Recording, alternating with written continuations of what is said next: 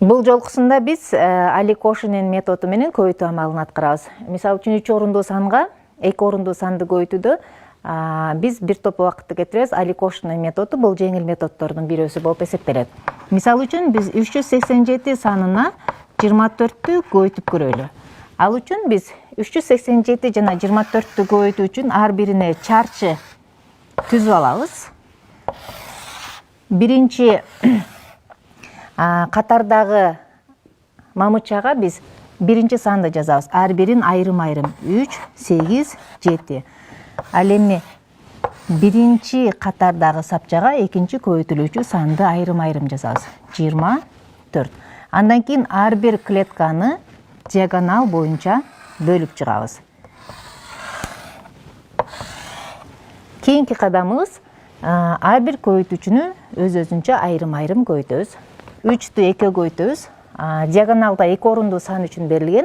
Диагоналдын өйдө жагы бул ондуктар, ал эми төмөн жагы бирдик. 3-тү 2 көбөйткөндө 6, демек ондугубуз 0, бирдигибиз 6.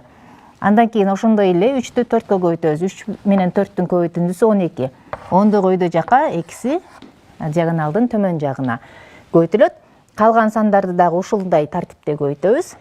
2-ни 8ге көбөйтсөк 16, 2-ни 4кө көбөйткөндө 32, 7-ни 2ге көбөйткөндө 14, 7-ни 4кө көбөйткөндө 28. Биз көбөйтүүнү аткарып алдык. Эми ар бир диагонал боюнча кесилишкен сандарды суммалайбыз. Биринчи бул сан 8. Андан кийин бул областтагы сандар кошулат. 2, 4, 4.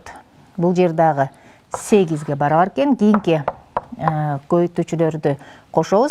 1, 6, 7, 10, 12.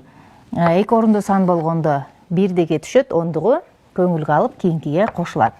Кийинкибиз 1, 6, 7, 8, алдыдагы сандын ондугу кошулган 9.